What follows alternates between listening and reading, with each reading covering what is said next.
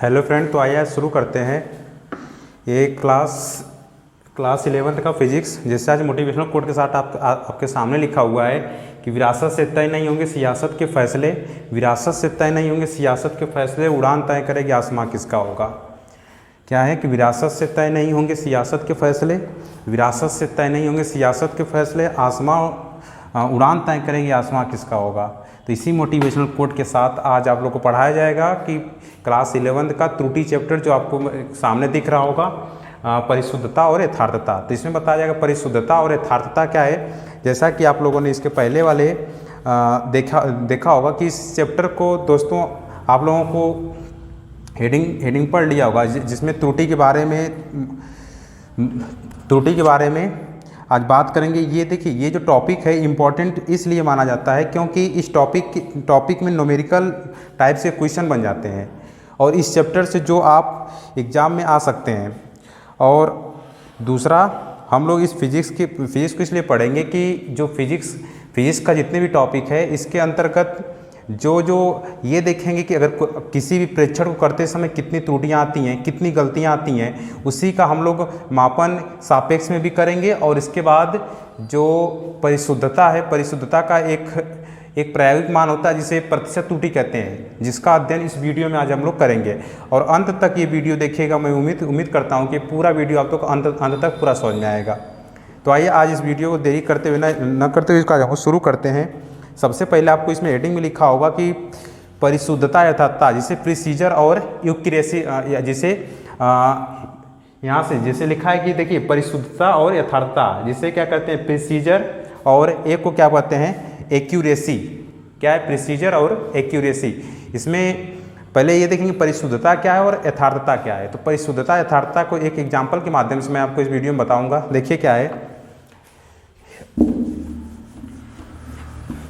देखिए इधर सबसे पहले देखेंगे ये परिशुद्धता क्या है। परिशुद्धता को एक एग्जाम्पल है, जैसे कि मान लीजिए कि एक तीरंदाजी खेल में 3-4-5 खिलाड़ी हैं जो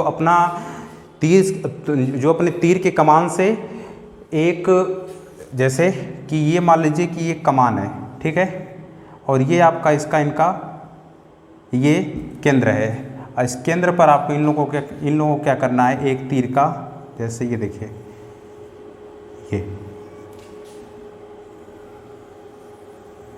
ऐसे, ठीक है।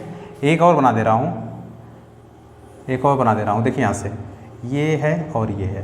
तो ये देखेंगे कि ये ए व्यक्ति है, ये बी है और ये सी है और ये आपका डी है। तो इसमें सबसे पहले बताऊँ परिशुद्धता क्या है। परिशुद्धता देखिए क्या है कि पहले इसमें एक व्यक्ति ए, एक व्यक्ति बी, एक व्यक्ति सी, एक व्यक्ति डी है। इन सबको कहा गया कि तो आप अपनी तीर से इस पे आपको दूर से ऐसा इसमें तीर लगाइए कि इसका जो आपका तीर का जो नोक है इस केंद्र पे जाकर जाए।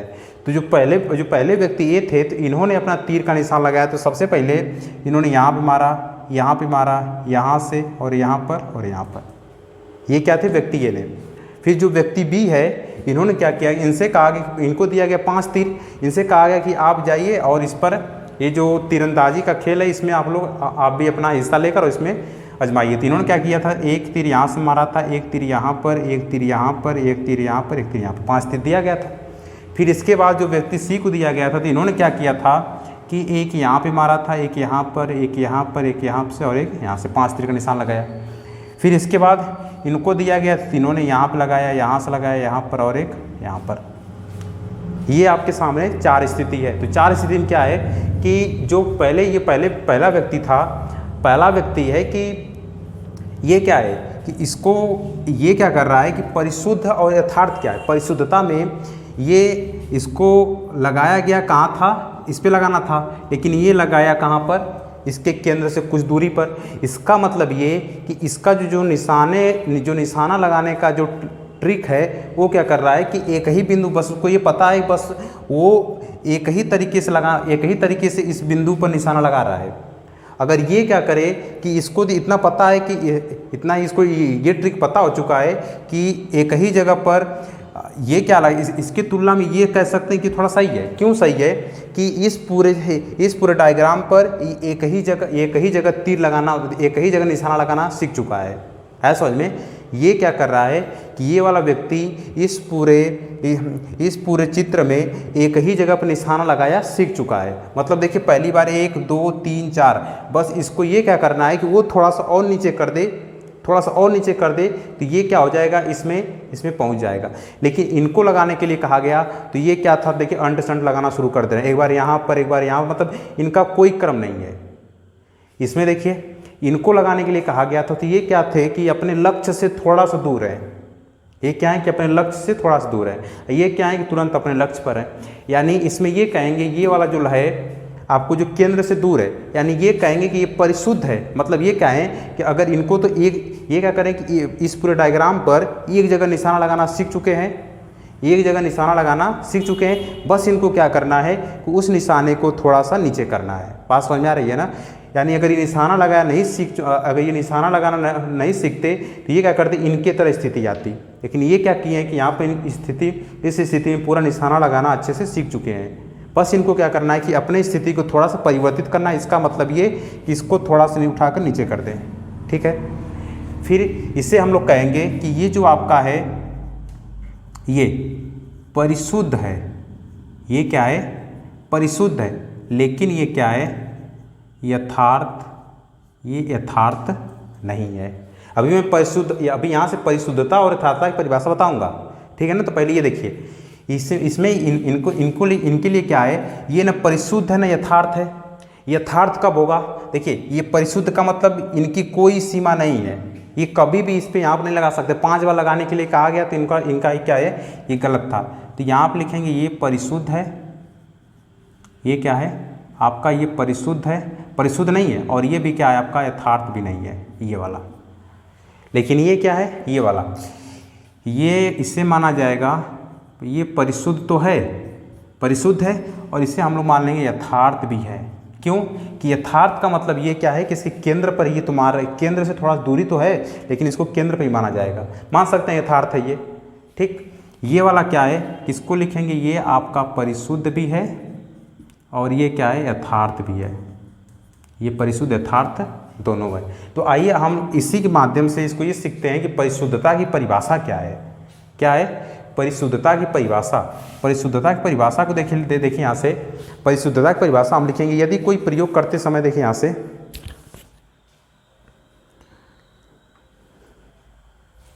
देखिए यदि प्रयोग करते समय पहले प्रेक्षण के आसपास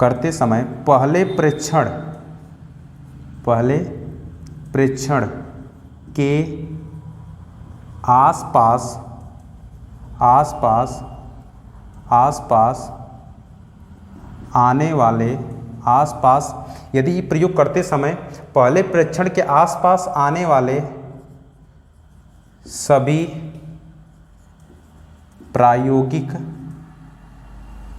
प्रायोगिक मान ही परिशुद्धता कहलाता है। परिशुद्धता कहलाता है। ये था, है समझ में। ये क्या कहलाता है, परिशुद्धता कहलाता है। देखिए मैं क्या बताया हूँ, यदि प्रयोग करते समय प्रयोग किया जा रहा है, सब में प्रयोग कर, सब में देखिए, सब में हम प्रयोग कर रहे हैं, आ रहा है समझ में।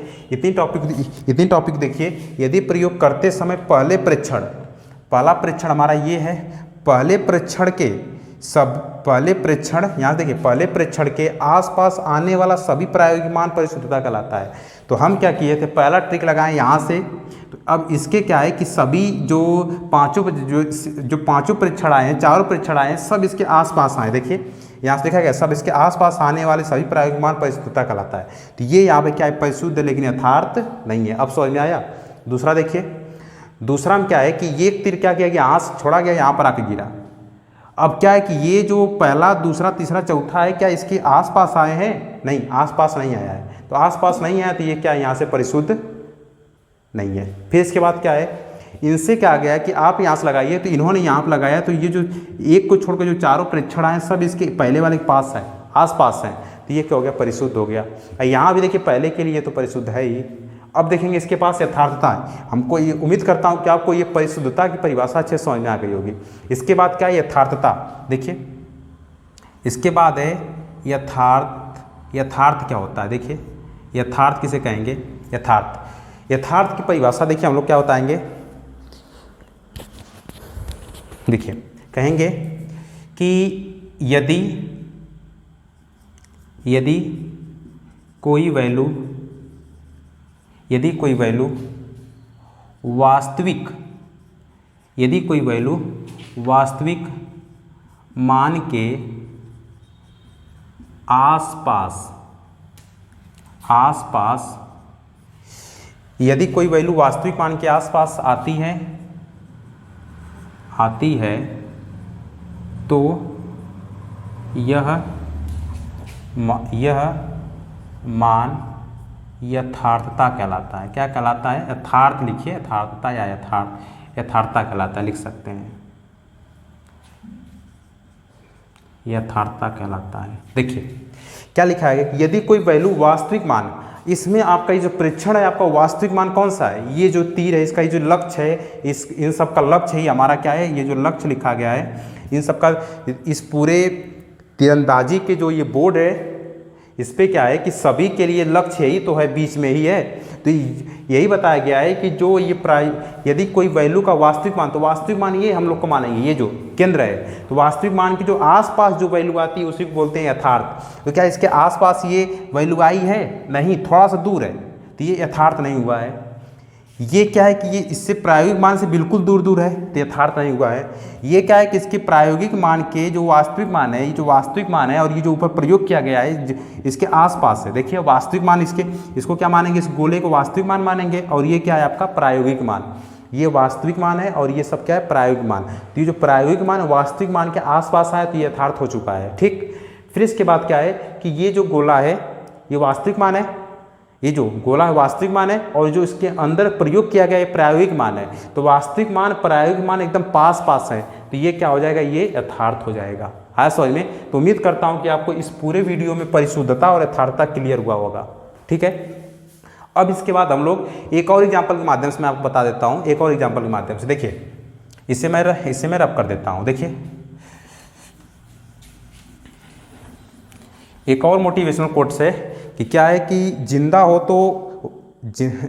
तो ताकत रखो बाजुओं में, जिंदा हो तो ताकत रखो बाजुओं में लहरों के खिलाफ तैरने की, जिंदा हो तो ताकत रखो बाजुओं में लहरों के खिलाफ तैरने की, क्योंकि लहरों के साथ बहना तो लाशों का काम है। क्या है, जिंदा हो तो ताकत रखो बाजुओं में लहरों के खिलाफ तैरने की, क्योंकि लहरों के साथ बहना तो लाशों का काम है। इसी मोटिवेशन के साथ आज एक और देखिए, इसके बाद एक और आपको यहाँ से एग्जांपल दे रहा हूँ। जैसे कि मान लीजिए कि दो वैज्ञानिक हैं, ठीक है, दो वैज्ञानिक हैं ए और, देखिए हम लोग लिखेंगे वैज्ञानिक, एक ए है और दूसरा वैज्ञानिक कौन है, दूसरा वैज्ञानिक आपका बी है, ठीक। दोनों वैज्ञानिक हैं, ये दोनों को बुलाया गया है कहीं अमेरिका से, मान लीजिए अमेरिका से, क्या अमेरिका से नहीं है ये दोनों, कोई अमेरिका से नहीं है, ये सब भारत के वैज्ञानिक है। भारत क्या है, भारत को ही बोला जाएगा वैज्ञानिकों का देश आने वाले समय में। अब ये क्या, जितने भी भारत में जितने भी आज तक इलेक्ट्रॉनिक के मामले में और अंतरिक्ष यान जैसे जितने भी ये हथियार हैं, ये सब के बनाने में भारत की रैंकिंग इस समय दूसरे तीसरे स्थान पर चल रही है। तो ये नहीं कह सकते हैं कि भारत आत्मनिर्भर नहीं है, भारत पूरी तरह से इसमें आत्मनिर्भर की श्रेणी में माना जा रहा है।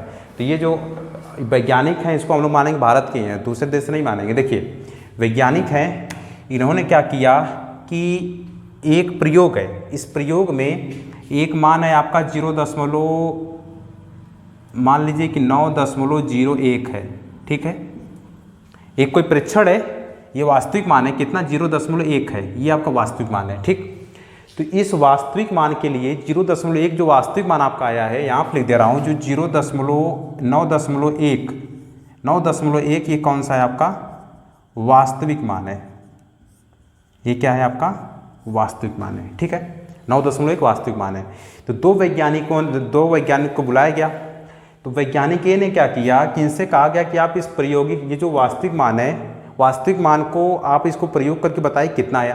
तो इन्होंने क्या बताया, तो पहले 9, फिर इसके बाद बताया इन्होंने 9.1, फिर इन्होंने बताया कि 8.9, फिर बताया 8.7, फिर इसके बाद बताया 9.5। ठीक, इनसे करने के लिए कहा गया। तो इन्होंने सबसे पहले बताया कि 5, 8, 9, 13, 21 ऐसे मान लीजिए कि यहाँ से मान लीजिए 9 दशमलव ऐसे 13.5 मान लीजिए, 5.6 मान लीजिए, ऐसे। आपको लग रहा होगा कि जो वैज्ञानिक एक था, इनका प्रयोग करने का तरीका 5 बार सबको करने के लिए कहा गया है। कहा गया कि पहले एक बार कीजिए, तीनों ने बताया 9, दूसरे वैज्ञानिक को कहा गया, तीनों ने बताया 9.1, तीसरे ने बताया 8.9, चौथे ने बताया 8.7, फिर 9.5। फिर उसी क्रम में इनको कहा गया कि इनका क्रम ये था, ठीक है, इनका क्रम क्या था, ये वाला था। तो आपको लग रहा होगा कि हमारा तो वास्तविक मान ये है, ये जो वैज्ञानिक ए है, क्या इसके मान के आसपास ही इसका प्रयोग है क्या? देख के बताइए, क्या ये जो वास्तविक मान है, जो हमारा पहला प्रयोग है, क्या इसके सभी मान इसके आसपास हैं? इसके सभी मान क्या इसके आसपास है? बिल्कुल वैज्ञानिक इसके, ये जो पहला वैज्ञानिक है जो अपना परीक्षण किया है, 9.1 के सब आसपास मान ही है। 8.7, 9.5, 9.1, 9 सब इसके आसपास है। तो ये कहेंगे कि जो वैज्ञानिक है क्या है, ये पूरी तरह से परिशुद्ध है। या ये वाला वैज्ञानिक क्या है, ये वाला वैज्ञानिक देखिए, पहले 5.6 बताया, फिर 8 बताया, फिर 9 बताया, 13.5, फिर ये बताया 21।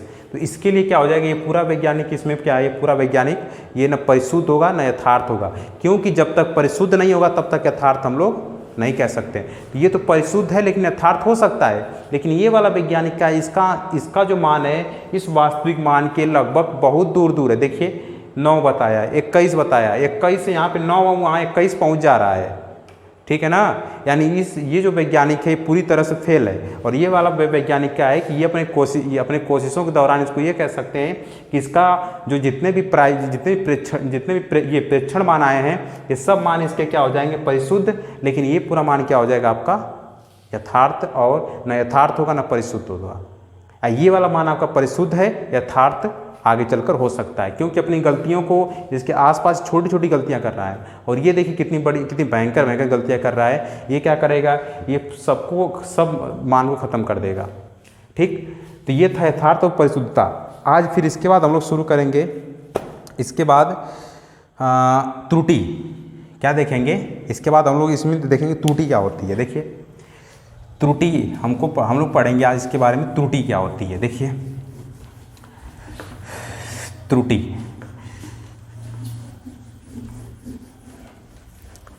इस पूरे वीडियो को अंत तक देखिएगा और कमेंट करके बताइए कि ये वीडियो आपको कैसी लगी। क्या ये वाकई कुछ अलग है, समझाने का तरीका हो गया। और इसमें जितने भी आपको एग्जाम्पल के माध्यम से, किताब में एक एग्जाम्पल दिया, लेकिन यहाँ से आपको एग्जाम्पल तो दिया है, लेकिन एग्जाम्पल एक दिया, एक पहले दिया था वो उसका तीरंदाजी वाला, और एक वैज्ञानिक वाला। एग्जाम्पल हम और भी दे सकते हैं, लेकिन क्या है कि किस एग्जाम्पल से आपको कितना जल्दी और कितना आसानी से समझना जा सकता है। तो देखिए इसके बाद है त्रुटि। आपको क्या है, ये त्रुटि आज हम लोग शुरू करेंगे। त्रुटि इसे बोलते हैं एरर, शुरू करेंगे एरर। त्रुटि क्या है, ठीक है ना। आज हम लोग शुरू करेंगे त्रुटि, एरर क्या है। इसे बोलते हैं कि अगर जैसे कि मान लीजिए कि मार्कर है, क्या है मार्कर, इस मार्कर का वजन मान लीजिए 20 ग्राम है। कितना है, 20 ग्राम। तो इसको मापने के लिए दिया गया, तो किसी ने इसका मान निकाला 18। तो इसका मान है तो 20, वास्तविक मान है 20, लेकिन 18 बताया। तो इसका मतलब त्रुटि कितना कोई 20। मतलब त्रुटि का मतलब ये कि गलती कह सकते हैं ना, त्रुटि का मतलब इसमें गलती कितना हुई। तो इसके हिसाब से हम लोग देखेंगे कैसे। वास्तविक मान क्या होता है, पहले ये देखें प्रेक्षण कितना है, ठीक है ना। तो इसमें हम लोग सबसे पहले पढ़ेंगे, देखिए ये देखेंगे वास्तविक मान कैसे निकालते हैं। जैसे कि मान लीजिए कि हम लोग कोई प्रेक्षण किया गया, तो इस प्रेक्षण में ये आपका प्रेक्षण है।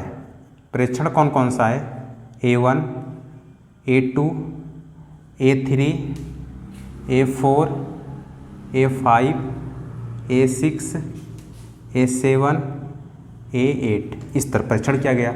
ये हमारा सब परीक्षण है, प्रयोग किया गया है। तो प्रयोग करने के दौरान पहली बार प्रयोग किया गया तो A1 आया, दूसरी बार A2, तीसरी बार A3, इसी तरह A4, A5, A6, A8 आता चला गया है। फिर इसके बाद हम लोग देखेंगे कि वास्तविक मान कैसे निकालते हैं। हम क्या है कि सुनिए पहले, जैसे कि हम आपको आसान भाषा में बता रहे हैं कि हम परीक्षण किए। जैसे कि ये मान लीजिए कि आपकी स्केल है, क्या है, स्केल है। इस स्केल को मापने में इसकी स्केल की लंबाई मान लीजिए 10 है, हमको पता है, लेकिन इसको परीक्षण किया गया। तो पहला ने बताया 1, 2, 3, 2, 4, 5 ऐसे। तो उसी मान को देखिए ये परीक्षण किया गया है, ठीक है। तो हमको निकालना है सबसे पहले वास्तविक मान कैसे निकालते हैं। देखिए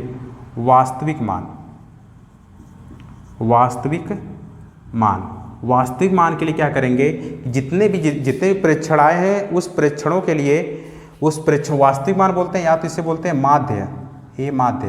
तो कैसे निकालेंगे, जितने भी हम लोग प्रेक्षण किए हैं उस प्रेक्षण के दौरान कितनी बार किए हैं उन प्रेक्षणों की संख्या से उसमें भाग देंगे तो ये हमारा निकल जाएगा वास्तविक मान, यानी ये माध्य निकल जाएगा। तो देखिए यहाँ से लिखेंगे A1 + A2 + A3 plus dash dash कहाँ तक हो जाएगा, A यहाँ से इसको मान लीजिए डैश डैश, इसको मान लीजिए AN तक। तो हम लोग मानेंगे यहाँ से AN तक। अब कुल प्रेक्षण कितना किया गया N, तो यहाँ से हो जाएगा N। तो ये हम ऐसे निकालते हैं वास्तविक मान। अब इसके बाद हम लोग पढ़ेंगे त्रुटि के प्रकार। पहले त्रुटि के प्रकार में हम लोग आज सीखेंगे कि निरपेक्ष त्रुटि क्या होती है। निरपेक्ष त्रुटि हम लोग देखेंगे कि ये निरपेक्ष त्रुटि क्या होती है। देखिए निरपेक्ष त्रुटि में हम लोग इधर क्या करेंगे, इसमें दो तरीके से करेंगे। एक इधर आपको सवाल, मतलब इधर आपको निरपेक्ष त्रुटि क्या है इसके बारे में बताया जाएगा, और इधर क्या है आपको ये सिखाया जाएगा कि इस पर क्वेश्चन करके बताया जाएगा कि आप दोनों तरीके से एक ही बार में आसानी से दोनों तरीके से सीख सकते हैं, ठीक है। तो इसमें यहाँ बताएंगे निरपेक्ष त्रुटि क्या है, और निरपेक्ष त्रुटि पर इधर एक बता दिया जाएगा सवाल कैसा है, ठीक है। देखिए तो निरपेक्ष त्रुटि के लिए क्या होता है कि निरपेक्ष त्रुटि कैसे निकालते हैं, ये लिखेंगे कि A माध्य और ये क्या हो जाएगा, इसका प्रायोगिक मान। A माध्य हो जाएगा और ये प्रायोगिक मान। तो निरपेक्ष त्रुटि के लिए क्या होता है, उसका माध्य मान में से इसका एक प्रायोगिक मान घटा देंगे तो निकल जाएगा निरपेक्ष त्रुटि। जैसे कि हम प्रयोग किए थे, तो प्रयोग के दौरान हमारा जो, देखिए मान लीजिए पहला प्रयोग किया गया A1, तो इसका आ गया 3.29। A2 कितना आया 3.28। A3 कितना आया 3.29। A4 कितना आया, A4 3.31। फिर इसके बाद A5 कितना आया, A5 3.28। A6 कितना आया 3.27। A7 कितना आया 3.29 और A8 कितना आया 3.30, ठीक है ना। ये हमारा इतना, ये आपका मान लीजिए कि ये परीक्षण है, हम लोग इतना प्रयोग किए तो ये वाला मान आया आपका। इसके बाद इसके बाद मान आ गया है, हम लोग ज्ञात करेंगे कि इसका प्रेक्षण, ये वास्तविक मान यहाँ से ज्ञात हो गया है। अब माध्य ज्ञात करेंगे कि इसका माध्य कितना आया है। तो माध्य ज्ञात करने के लिए सबसे पहले माध्य ज्ञात करने के लिए सूत्र है। तो यहाँ आप देखिए माध्य कैसे ज्ञात करेंगे, माध्य ज्ञात करने के लिए क्या करेंगे, सब मान को जोड़ देंगे। तो लिखेंगे कि 3.29 plus 3.28 plus 3.29 plus 3.31 plus 3.28 plus 3.27 plus 3.29 plus 3.30, और सबको जोड़ देंगे और कितने से भाग देंगे, जितना बार हम लोग परीक्षण किए हैं। कुल प्रेक्षणों की संख्या 8 है, तो यहाँ से 8 से क्या करेंगे, भाग दे देंगे। तो जो हमारा ए माध्य निकल कर आएगा, जो हमारा ए माध्य निकल कर आएगा यहाँ से, वो हो जाएगा, यहाँ से भाग देंगे तो कुल प्रेक्षणों के कुल यहाँ से माध्य निकल कर आएगा 3.29। कितना आएगा? 3.29। तो ये हमारा यहाँ से माध्य निकल गया। अब यहाँ से ज्ञात करते हैं निरपेक्ष त्रुटि। तो निरपेक्ष त्रुटि कैसे ज्ञात किया जाएगा? देखिए, निरपेक्ष त्रुटि ज्ञात करने के लिए क्या करेंगे कि सबसे पहले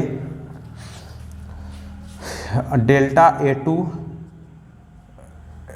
A माध्य माइनस A2, फिर इसी तरह डैश डैश कहाँ तक करेंगे? AN तक, फिर A माध्य और ये कहाँ तक हो जाएगा? AN तक, यहाँ से ऐसे ये हो जाएगा AN तक यहाँ से। ठीक है, तो देखिए कैसे ज्ञात करते हैं यहाँ से। इसके बाद निरपेक्ष त्रुटि कैसे ज्ञात करेंगे? निरपेक्ष त्रुटि के लिए निरपेक्ष त्रुटि देखिए कैसे यहाँ से ज्ञात करेंगे। तो डेल्टा A1 बराबर A माध्य माइनस A1।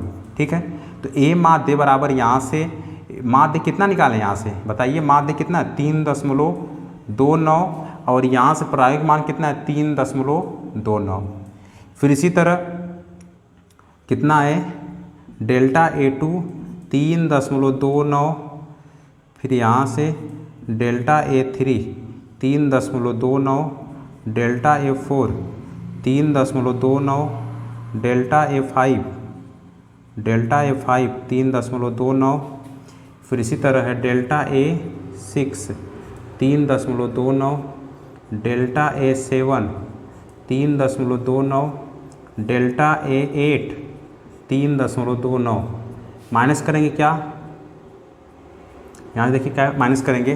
पहला मान ये है, A2 को माइनस करेंगे तो 3.28, यहाँ से माइनस करेंगे 3.29, 3.31, 3.28, 3.27, 3.29 और 3.30 ये है, ये सब का इसका मान है। ठीक है, तो देखिए इसको जब घटाएंगे तो ये आपका निकल कर आएगा 0.00, ये निकल कर आएगा 0.1, ये निकल कर आएगा 0.00, ये निकल कर आएगा 0.02, ये आएगा 0.01, ये आएगा 0.01, 0.00, ये आएगा 0.01। ठीक है, तो ये निकल गए यहाँ से कुल निरपेक्ष त्रुटि। तो आपको सिखाया गया है कि निरपेक्ष त्रुटि कैसे ज्ञात करते हैं। ये आपका ऐसे मान आया। फिर से देखिए एक बार मैं आपको इसको मैं एक बार फिर से इसको रिपीट कर देता हूँ। सबसे पहले निकालेंगे वास्तविक मान यानी माध्य। तो हम लोग क्या कहेंगे, सबसे पहले ये प्रेक्षणिक मान है, तो प्रेक्षण का मान यहाँ से मैं क्या है कि इस किताब से जो आपको प्रेक्षण का मान दिया था इसको यहाँ से मैं नोट कर दिया हूँ। नोट करने के बाद हमको ये पता है कि इसका माध्य कैसे निकालते हैं। तो माध्य याद करने के लिए सबको क्या करें, जोड़ दें, और जोड़ से जितना बार प्रेक्षण किएंगे उससे भाग दे देंगे। तो वही प्रेक्षण को क्या किया, यहाँ से सबको जोड़ दिया गया। जितना प्रेक्षण है, कुल प्रेक्षणों की संख्या 8 थी तो उससे 8 से भाग दे दिया गया है। तो 8 से भाग देने के बाद 3.29 आ जाएगा। तो ये हमारा ए माध्य आ गया।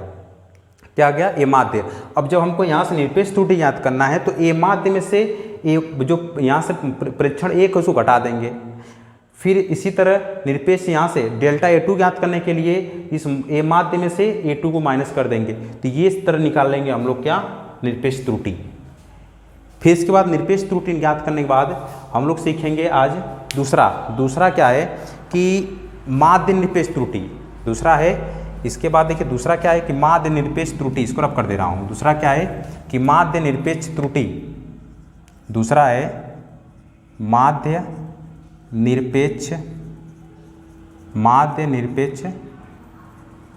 त्रुटि।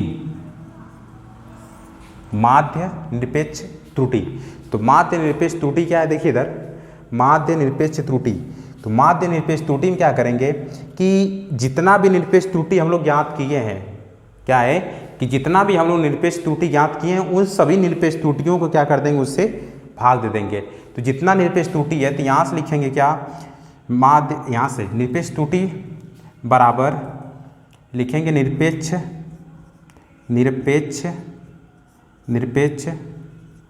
त्रुटि प्लस निरपेक्ष त्रुटि, यहाँ से लिखेंगे कि क्या है कि निरपेक्ष त्रुटि बराबर क्या है कि निरपेक्ष त्रुटि प्लस कुल संख्या।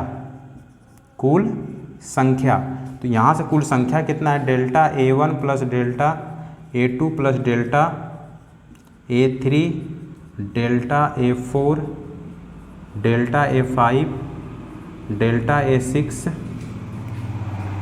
डेल्टा A7 और डेल्टा A8। और कुल मान कितना है इसका, कुल मान कितना है 8।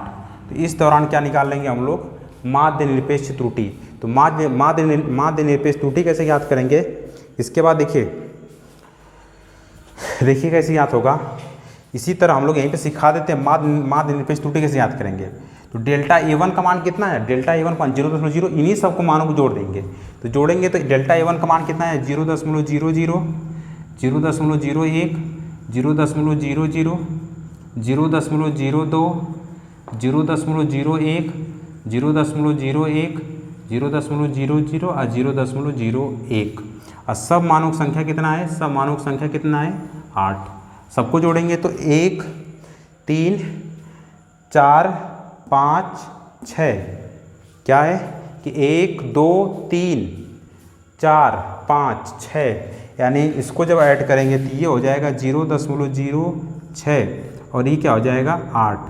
जब इसको भाग देंगे इसमें तो ये आएगा लगभग आएगा आपका 0.